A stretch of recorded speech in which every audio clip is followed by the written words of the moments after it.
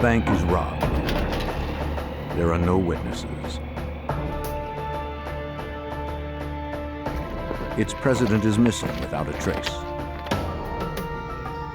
When a body surfaced, the criminal investigation grew deadly serious.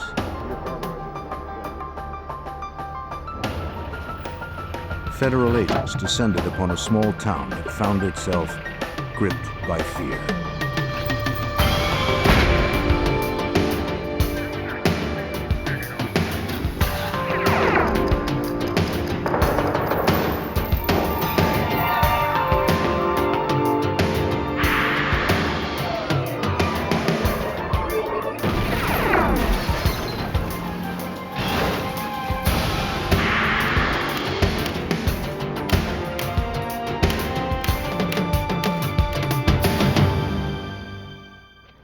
When the small community of Knoll, Missouri discovered their bank was robbed, they were shocked.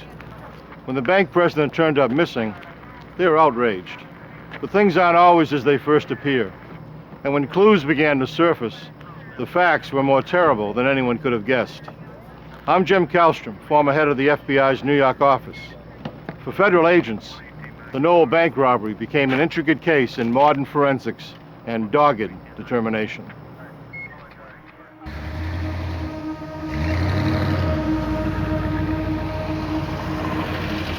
The Cowskin Bridge over Grand Lake, Oklahoma, just after 3 a.m.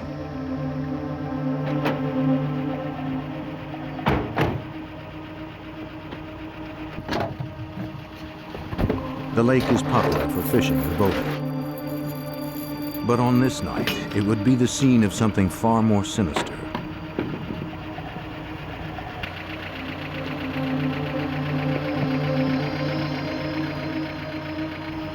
A gruesome crime, meticulously planned and executed.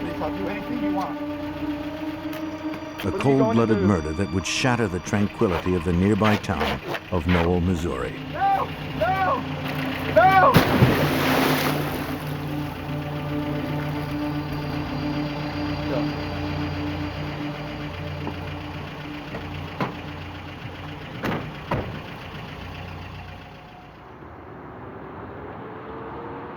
Tucked away in the southwest corner of Missouri and home to about 1,200 residents, Knoll is a community proud of its small-town charms and low crime rate.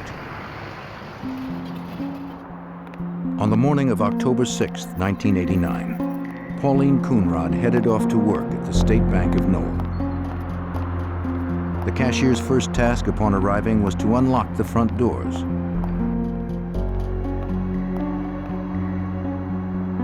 But Coonrod found the doors already open. She thought perhaps the bank president, Dan Short, had arrived early. But as she walked through the building, she saw no one.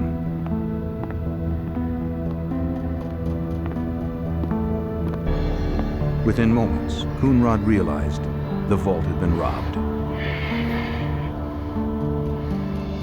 Knoll police and the McDonald County, Missouri sheriff responded to Coonrod's 911 call. The FBI was also called in since the bank was insured by the FDIC, the Federal Deposit Insurance Corporation. An agent was sent to investigate from the nearby Joplin, Missouri office. The entire scene was meticulously photographed and dusted for prints. The agent noticed that the security camera had been spray painted and shot out. Spent casings found below the camera indicated that the robbers used a .45 caliber handgun. Investigators discovered that the thieves had made off with over $71,000, including 320 pounds of quarters, dimes, and nickels. We also keep some money here. Strangely, more than $100,000 in bills was left behind in an unlocked drawer. Bank President Dan Short was one of 4 bank employees with access to the vault and its time lock. Yet he was the only one of the 4 who hadn't arrived that morning. Questioning him became essential to the investigation. Bank Vice President Mark Allman told investigators that Short intended to work late the night before. The time lock on the vault hadn't been set the night that the robbery occurred. Dan had came in was in the habit of working later in the evenings, different times during the week, but that particular night he'd put it on standby so that he could come back at a later time and open the vault manually. Agents wondered if Dan Short had in fact returned to the bank that evening. The sheriff drove to Short's house in Arkansas, near the Missouri border. But no one was home, and his red pickup truck was gone. Short's absence alarmed investigators. They couldn't help but wonder what role the banker played in the robbery. Within hours, word of the crime spread throughout the scandalized community. Knoll's a small town. Main industries, poultry processing plants, some small shops, local merchants, quiet town, tourism in the summertime with the rivers, that sort of thing. But basically just your average small town. Crimes like this did not happen here. Reports of the heist and the missing bank president filled Knoll news broadcasts. Investigators received many calls from the community offering help. One call from an employee at Sibley Manufacturing just outside of town gave investigators their first break. Hey, listen, come in this morning. I see this truck. He reported a red pickup truck abandoned in the factory parking lot. The truck was registered to Dan Short. Investigators found coin wrappers strewn across the truck bed. The truck was dusted for fingerprints, but only Short's were identified. That's a whole roll of dimes, man. The discovery of the truck gave case agent and 19-year FBI veteran Liddell Farley a couple of scenarios to pursue. At the end of the first day, we weren't sure if we were dealing with an abducted banker or whether the banker, Mr. Short, had absconded with the money. Stops were being placed with his credit card. Airports were being canvassed. Rental car agencies were being checked to see if he perhaps had leased a car. But primarily we're looking for his body, either alive or dead, in the immediate area of Knoll. With Short still missing, investigators secured a search warrant for the bank president's house, hoping to find something that would lead to his whereabouts. State police, anybody home? Mr. Short. Inside, all was quiet.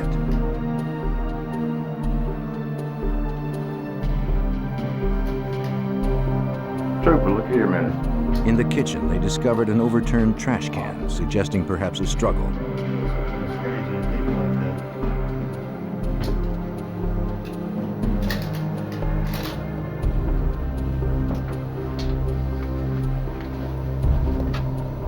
They searched every room. Hi, come here a minute.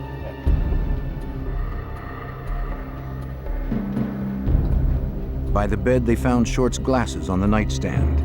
He never went anywhere without them. Let's get some light on in here, sir. I think that's your story. It appeared that the banker had left in a hurry. I'd say he cleared. Yeah. Still, it was impossible to determine from the search whether he had fled or was abducted. With no sign of Short, agents canvassed his neighborhood, hoping for a lead.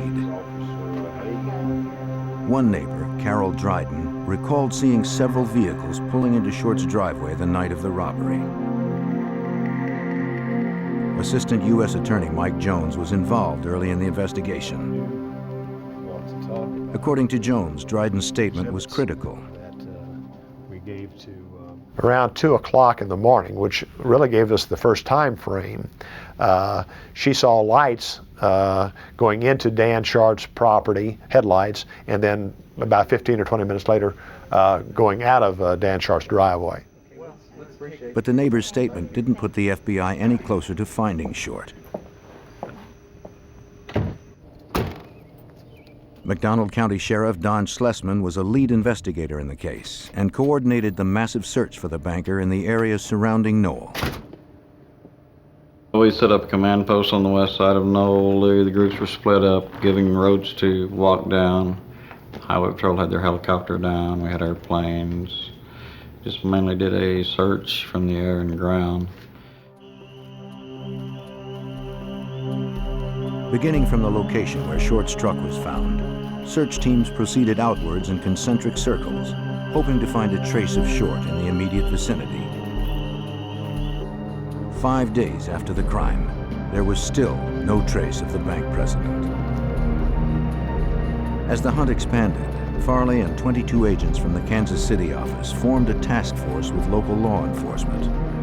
To house the large number of personnel, the FBI set up headquarters at the local armory. While they unpacked, leads came pouring in from concerned residents. One tip came from local truck driver Buddy Mills. Having heard about the heist, Mills told an agent about what he saw on a road in Knoll the morning of the robbery. 3 a.m. in the morning. Returning home from work at about 3 a.m., he encountered 3 vehicles leaving town. One truck matched the description of Short's red pickup. It headed off with a 2-tone van. The other dark-colored truck followed Mills for a while until it turned down a road toward neighboring Arkansas. This information jibed with Carol Dryden's recollection of the traffic outside of Short's house at 2 a.m. Mills' account reinforced the time frame for the crime. Farley met with the bank president's ex-wife, Joyce, who had been married to Short for 25 years. Although they had recently separated, Joyce stressed he was a loving father to their 2 children. Having worked closely with him at the bank for several years, she never witnessed any impropriety. Yet Short was the FBI's only suspect right now, and after several days of searching, he was still missing. On October 11th, a couple fishing in Grand Lake, just over the state line in Oklahoma, hunted for a good spot to drop a line. They motored to a favorite shady spot. Hoping to hook some bass, they sighted what looked like a clump of seaweed floating on the water. Moving closer, they made a gruesome discovery.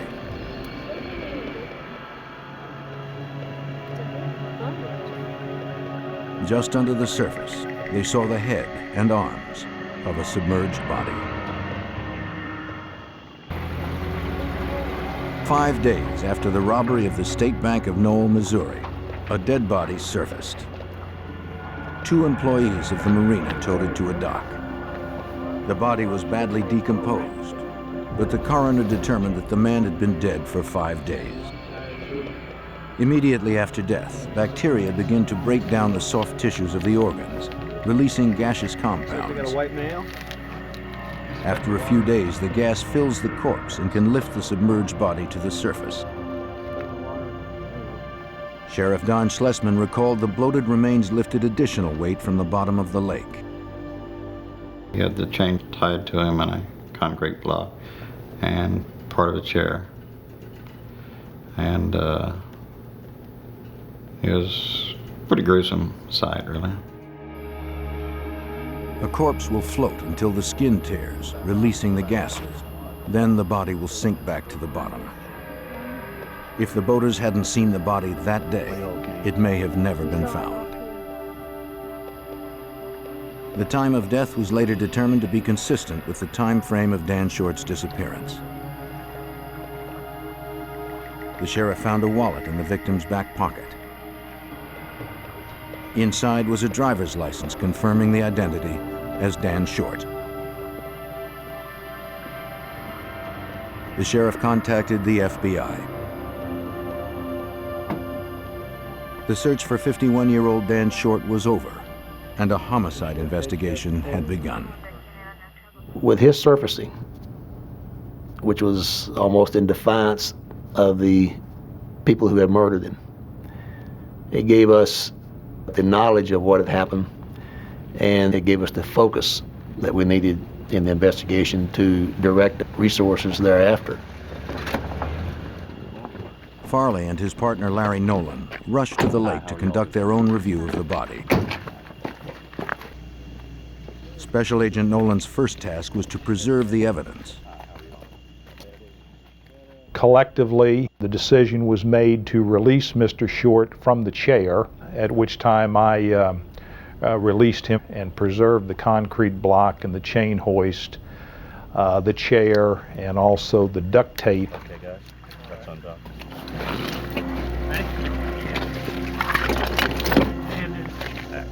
With Short's corpse freed from his death trap, the coroner removed the body. The medical examiner determined the probable cause of death was drowning. The chair with the block, chain hoist, and duct tape were examined and photographed by investigators before being sent to the FBI lab in Washington, D.C. The task force set up a hotline and published pictures of the chair to alert the public, hoping someone would come forward with information. It was clear from examining the chair and the apparatus, so to speak, that was attached to it, and the location of Mr. Short's body, that he had died a horrible death. All indications are that he was conscious when he was dropped from the bridge, some 30 feet to the water. The hotline was inundated with calls, helping build a file of more than 80 suspects. According to Sheriff Don Schlesman, one promising tip came from an anonymous caller who urged investigators to question two brothers, Joe and Shannon Agofsky. The Joplin Police Department dispatch received an anonymous call from someone that said the Agofskys had a lot of change in their possession, and a lot of change was what was taken from the bank. The FBI tracked down 23-year-old Joe Agofsky at a junkyard just south of Noel. The manager pointed agents to where Joe worked on his car. Yeah, sure. He's working right out there in that yard right there. Oh, that's him right there in the black vest? Yeah. Okay, thank you. How you doing? You Joe Agofsky? Yes, sir. Joe said that on the night of the robbery, he had been at his girlfriend's house, more than 40 miles from Is Noel. she available, and does she live locally here? Yes, sir. Okay, very good. We're also interested in 45 handguns. Do you have that? He was cooperative and told them he had two .45 caliber handguns, Could we see it? the same caliber as the weapon used to shoot out the security camera. They inquired if they could test fire the guns. Joe agreed and told investigators the weapons were stored at his home.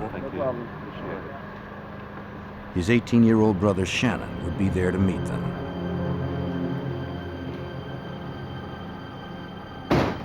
And your brothers, is this? When the agents arrived, Shannon Agofsky showed them where the guns were kept.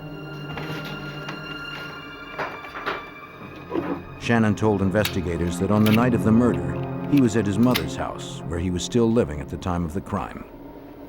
All right. It's going to be all right if we take these downtown? After firing both guns, agents sent the shell casings to the FBI lab. All right. Examiners there would later determine that they did not match those found at the bank. To lead agent Farley, it was a dead end. Both expressed their willingness to help the investigation if they could. Both had alibis for the evening of the crime. Given these factors, our attention was directed elsewhere with other suspects, as both the Agofsky brothers appeared to be not involved in this crime.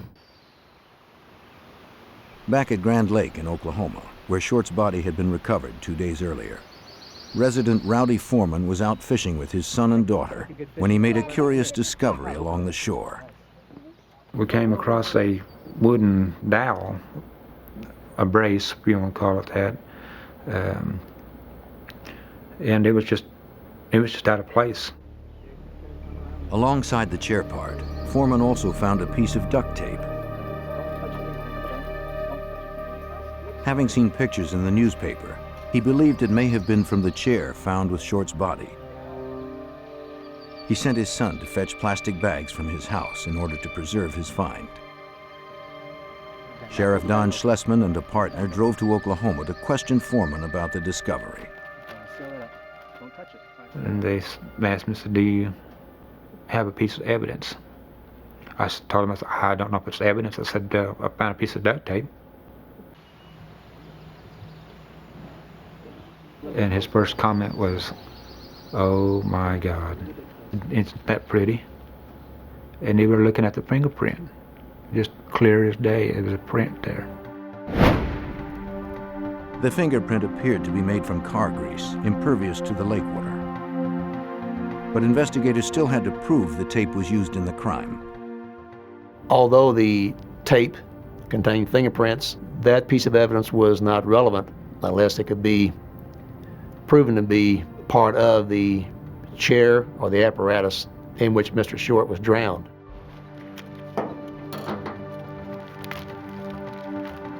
To prove that, FBI examiners would have to match the glue and strands from the torn piece of tape with the tape found on the chair. But that would take weeks. Until then, the FBI and local investigators still had no prime suspects for the crime. A week after the robbery of the State Bank of Knoll, Missouri, and the brutal murder of its president, Dan Short, the FBI had recovered Short's body, the murder device, and a possible fingerprint from a nearby lake. Investigators fielded calls from residents who were willing to help, but also afraid to do so. Due to the manner in which Mr. Short was killed, although the local citizens were very concerned and wanted to be helpful, some were reluctant to do so out of fear. Therefore, some of the witnesses did not come forth. They did so sometimes out of the insistence of a friend or an associate. Farley received one such call from a man who claimed his friend might have information about the chain hoist wrapped around the chair that drowned Dan Short. The friend's name was Wayne Boutain. Boutain owned a chain hoist which had recently been stolen. Though he notified the police, the hoist was never recovered. He suspected the Agofskis of stealing it. Farley showed Boutain the photos of the hoist investigators had retrieved from the lake. Boutain identified it as his own. He recognized damage on the pulley.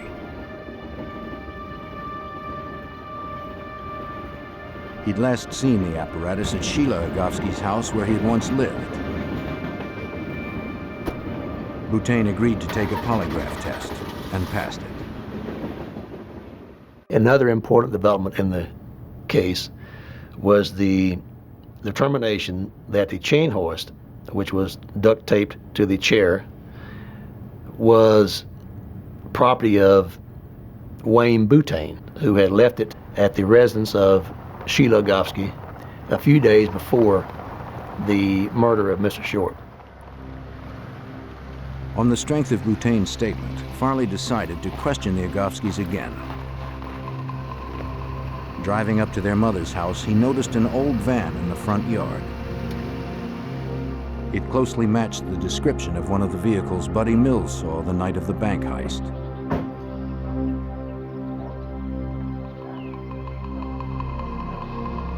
Can I help you with anything? Yes, ma'am.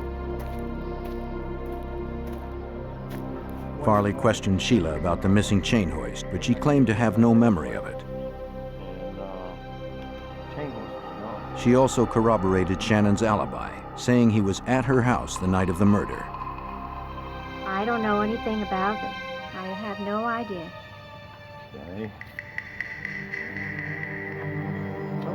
I can't help you with anything. I appreciate your time. We'll be back in touch. Farley left with suspicions that she knew more than she was telling.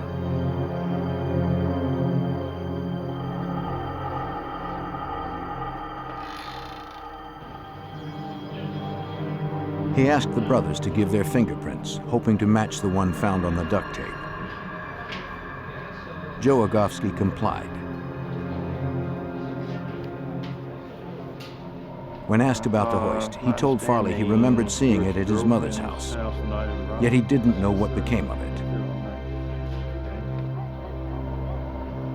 A few days later, Farley returned to Sheila Agofsky's. I'm Special Agent Farley. There he found Shannon with a friend by the name of Gant Sanders. Having secured Joe's fingerprints, Farley tried to convince Shannon to give his as well. Set of his fingerprints. It'd make things a lot easier. Possibly get you out of some trouble.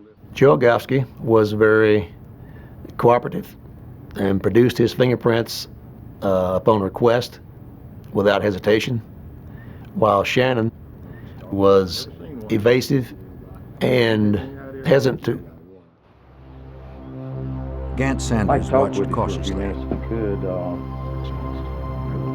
Shannon echoed his mother's story, proclaiming he had no knowledge of the chain hoist. I'll be seeing you guys later.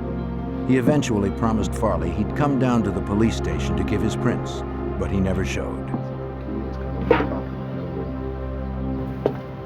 Although Farley had initially dismissed the Agofskys as suspects, he took note that Shannon and Joe's memories of the chain hoist were conflicting. Now, he decided to take a closer look into their background. Researching the family's financial records, Farley discovered that 9 years earlier they had received money from an insurance settlement after their father died in a plane crash.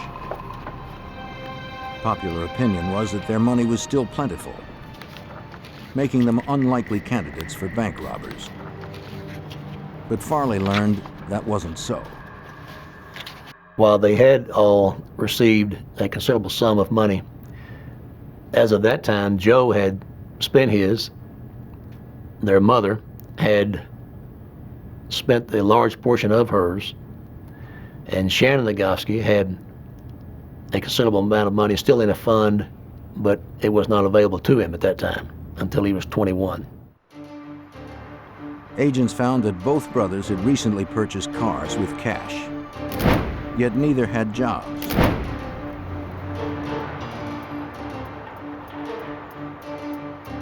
Investigators also determined that 18-year-old Shannon had spent more than $5,000 since the heist.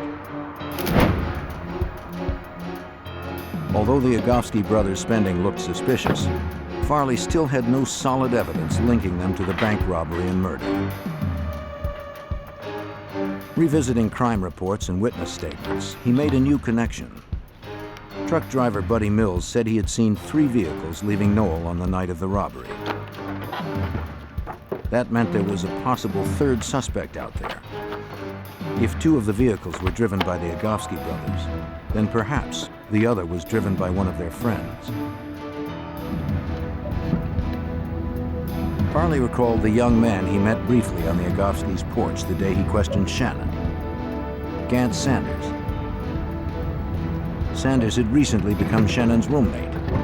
Farley tracked him down at a junkyard. The closest associate that we could identify of both Shannon and Joe Agofsky was Gant Sanders. It was learned that Gant had been good friends with both Joe and Shannon, both prior to and after the robbery and murder. But Sanders said he knew nothing about the robbery and murder, although he offered no alibi for the night in question. Farley decided to question Shannon again, this time with a polygraph machine. A couple of things about the test is nothing will be painful. The test was administered in a motel room by a technician from the Missouri capital of Springfield. A polygraph is used by investigators as a tool to rule out possible suspects. The machine monitors the subject's reactions to stress in 3 ways. Tubes fastened around the chest monitor the slightest change in respiration. Low-voltage electrodes placed on the finger detect moisture on the skin. All right, relax your arms. And a cuff on the arm measures changes in blood pressure. The examination is based on the body's fight or flight principle. I'll need you to sit perfectly still. When the brain perceives a physical or psychological threat, the body responds by increasing blood pressure, heart rate, and respiration. Shannon Agofsky was asked about Dan Short, the robbery, and the murder. Did you take a chain hoist from Wayne Butane's?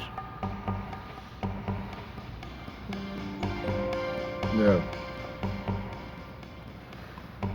Did you kill Dan Short? No. Based on his physiological responses, the examiner determined that the younger Rogowski brother was deceptive about his knowledge of the crime. It was clear to Farley that Shannon was somehow involved. You do. But he'd need more convincing evidence to bring charges. Figure out what's best for yourself. In December 1989, the Rogowskis were subpoenaed to appear before a grand jury to answer questions under oath. Each family member gave testimony separately. Shannon, Joe, and Sheila each disavowed any knowledge of the bank robbery and the murder of Dan Short. After questioning, Shannon was once again asked to supply his fingerprints voluntarily. Can you tell me where these are? Again, he agreed and set an appointment. In Washington, D.C., FBI analysts continued to examine the items sent to them by the agents in Knoll, trying to match the chair part and tape retrieved by Foreman to the chair and tape that had been bound to Dan Short. An examiner confirmed that the wood found by Rowdy Foreman was part of the same chair that Dan Short was taped to. The piece of tape with the fingerprint on it was the most promising piece of evidence. But did it match the tape used on the chair and body? It did. Examiners were conclusively able to link these portions of tape by matching the torn ends, the fibers, and the glue.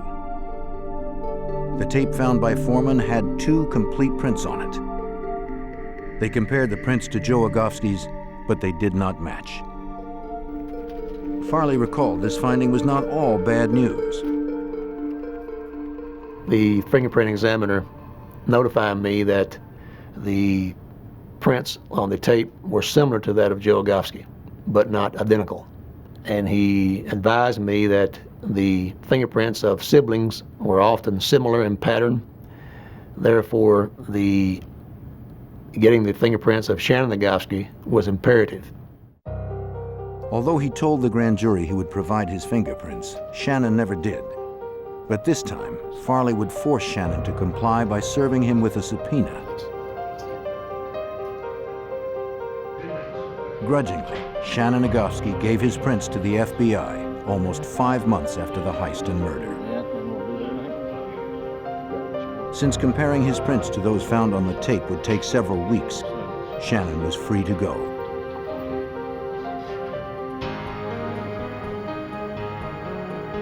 But Agent Farley did not remain idle.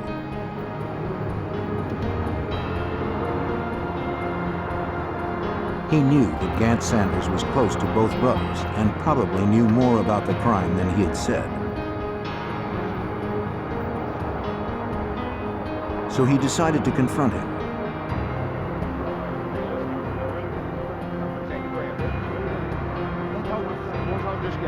He told Sanders that if he was innocent and had knowledge of the crime, he should cooperate with the investigation.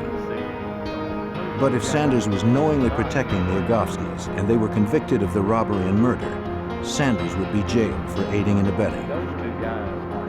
Worse, without a solid alibi, he was still under suspicion of the crime. But Sanders revealed nothing. He remained faithful to the brothers. Farley thought that perhaps Sanders was hiding his guilt with his silence.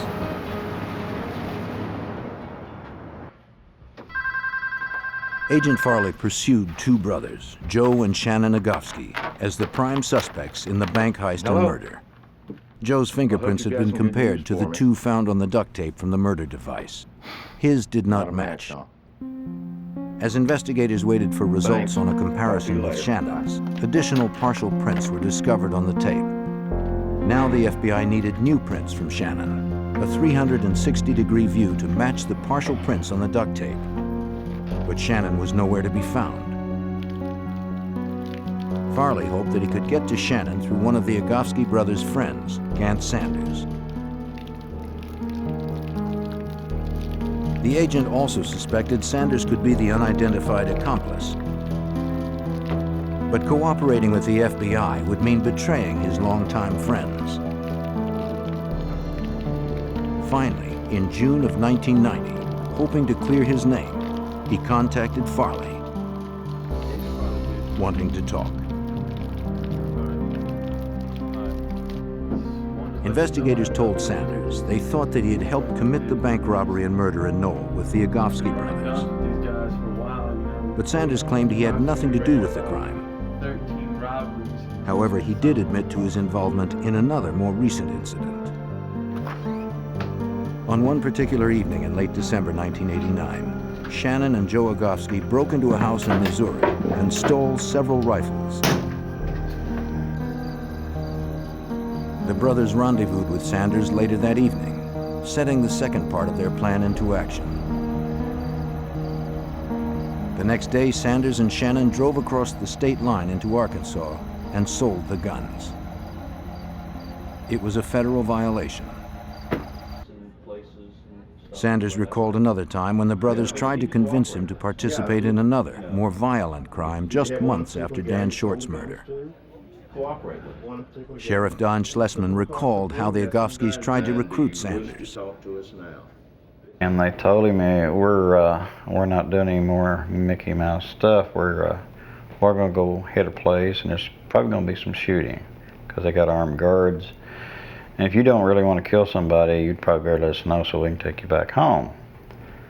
And so Gant told him he didn't really think he wanted to be involved in something like that, so they turned around and did take him home.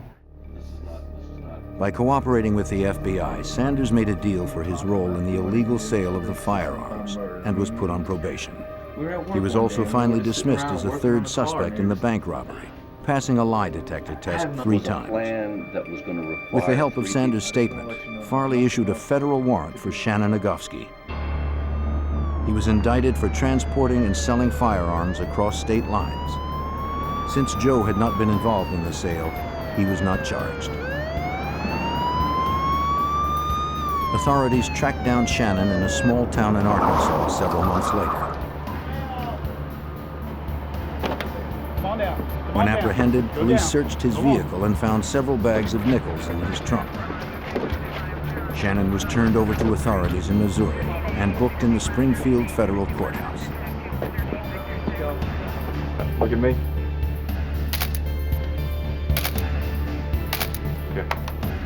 While being processed, Farley acquired the set of Shannon's fingerprints examiners had been waiting for. The FBI lab needed a front and back view of his prints, hoping to match 2 partial prints found on the duct tape used in the murder of Dan Short. But his older brother Joe was still free, and Farley had little evidence to tie him to the crimes. Investigators knew the brothers remained in contact while Shannon was behind bars. Since all prison conversations were recorded, agents got a glimpse into the Agofsky's family relationship. Shannon made a number of calls to his mother and Joe. According to Assistant U.S. Attorney Mike Jones, one call was particularly incriminating. Shannon was asking Joe if we would be able to make a case against him, and Joe indicated that we would not be able to put him at the scene. Farley knew the brothers were worried, but the call was not enough to arrest Joe. Then, just days later, he finally received the results from the lab. Those fingerprints turned out to be the fingerprints of Shannon Agofsky. The tape was determined to have come from the chair in which Mr. Short was bound to. Therefore, that piece of tape became a most important piece of evidence in this case. Mike Jones now had a strong case against Shannon. We knew we were going to prosecute Shannon once we got those first 2 fingerprints, and then the main focus was on Joe, trying to get a case built against Joe. How's it going? Finding evidence against Joe was a thorny task. Nothing directly linked him to the crime. I got some. Once again, Farley combed through financial records to see how much Joe had spent. Good, yeah. We attempted to determine all his cash transactions and did determine that he had spent some $19,000 in cash during the 16 months following the robbery. During that time, he was unemployed. and had no logical explanation for having that much cash. Scrutinizing Joe's phone records, Farley made another important find. Joe had made several long-distance calls to his girlfriend at her home during the very days leading up to and after the robbery. Yeah. The calls destroyed his alibi. Joe had stated that he was staying with her the entire time. Not too smart. They called Sanders in for additional questioning, hoping he could shed more light on Joe's involvement. Sanders told the agents about a conversation he had with both Agofsky brothers. That incident took place in Sammy Skaggs' junkyard. The three of them were working on one of the cars, and Sammy Skaggs announced that the banker from Joplin was here to pick up his car. And that apparently generated a comment from, I believe it was Joe, that what the three of them ought to do was to follow a banker, follow him home, grab him, kidnap him, and force him to take him to the bank and open the vault. At the time, Sanders agreed that it might be an easy way to get rich. The plan sounded eerily like what could have happened to Dan Short. It was now clear to the FBI that the brothers had the knowledge, motive, and opportunity to pull off the homicide and heist. Based on accumulating evidence, Joe Agofsky was arrested more than 2 years after the horrifying crime. Both brothers were indicted on 3 federal counts relating to the bank robbery and murder.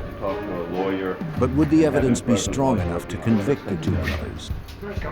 The investigators were betting on it. Almost 3 years after a bank heist and brutal murder, FBI agent Liddell Farley handed prosecutors all the evidence the task force had amassed. Reviewing their files, the agents described the Agofskys' plans and actions to Assistant U.S. Attorney Mike Jones and his associates. They were determined to prove beyond any doubt that the brothers had committed the crime. The FBI had learned that Joe Agofsky, needing information about the state bank's floor plan, had opened a safe deposit box a few weeks before the crime. Bank Vice President Mark Ullman told investigators that Joe was particularly interested in Dan Short as well. He made a point of asking who Short was and where he lived. He's our president. Would you like to meet him? Oh, no, thanks. I was just asking who he was. Returning home, Joe drew floor plans to the bank and plotted the crime with Shannon. They decided to do the job before the sun rose, so there would be no witnesses. We're going to get through the front door. When we get through there, I want you guys to knock the cameras out. To get into the vault, they needed someone who had the keys and knew the combination. Make sure get them keys. For that, they would abduct Dan Short, the bank president, and force him to open the vault. Afterwards, they needed to make sure he'd never talk. Don't give that combination up. They thought it would be easy money. Life would be good with their new fortunes. Let's get these guns clean. In the early hours of October 6th, Joe and Shannon Agofsky put their plan into motion. Acting as a lookout for them was an unidentified accomplice who drove the blue Chevy pickup. It was the same vehicle neighbor Carol Dryden recalled seeing around Short's house a week before the kidnapping. The brothers loaded their mother's brown and tan van with the equipment they would need to commit the crime. At around 2 a.m., they arrived at Dan Short's house, a brief trip across the Arkansas border.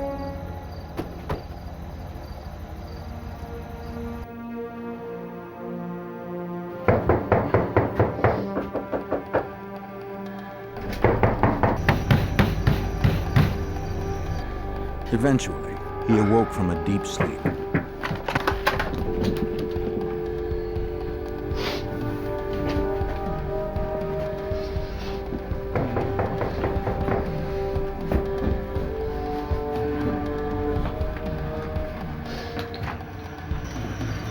The intruders would be the last people he ever saw. Get out of here. Short tried to flee. But he had no chance against the brothers and their accomplice. They threatened to kill him unless he turned over his keys to the bank. Leave me alone. I haven't done shit. Silencing him, the intruders dragged Short outside. The terror continued as Short was stuffed into the front seat of the van.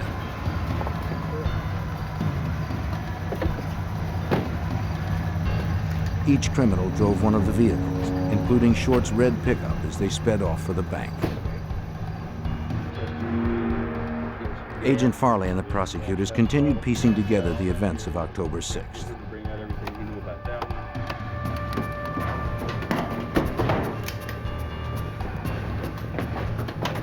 The Agofskis and their accomplice pulled up to the bank, only a brief drive from Short's house. With their captive in tow, the robbers quickly opened the bank's front door and ran in. No alarm sounded because Short had neglected to set them, and no one would ever be able to see what was about to happen.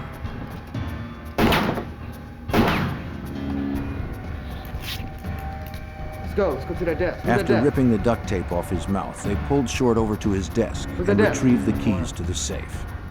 7 left. Then they forced him to provide the vault's combination. Oh yeah, 42 right.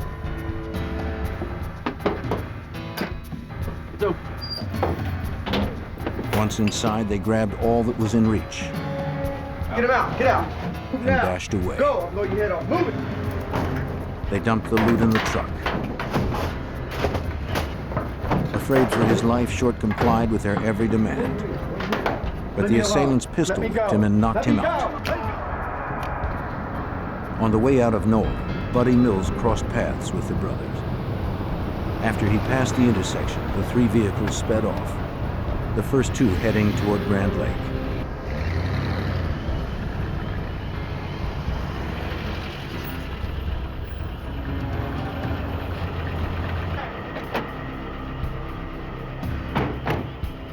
Reaching Grand Lake, some 22 miles from Knoll, the two remaining vehicles stopped along the high point of the Cowskin Bridge.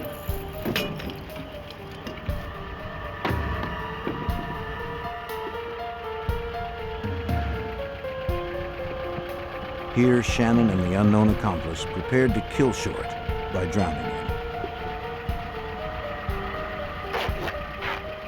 In his haste, Shannon took off his gloves to secure a portion of the tape.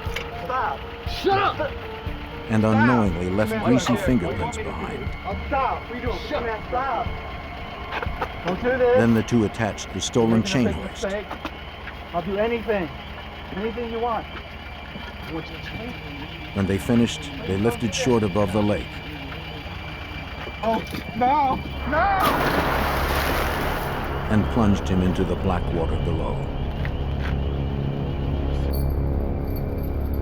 At the first trial in September 1992, the evidence was strong enough to persuade a jury to convict Shannon and Joe Agofsky of 3 federal crimes relating to the robbery, abduction, and use of firearms during the illegal acts. In the state trial, only Shannon was found guilty of murder.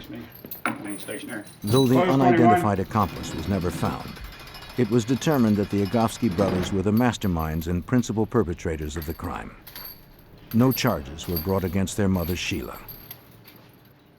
Without doubt, this was the most difficult investigation I've been involved in as an FBI agent. Some 29 years of investigating various crimes. This was an unusually heinous crime.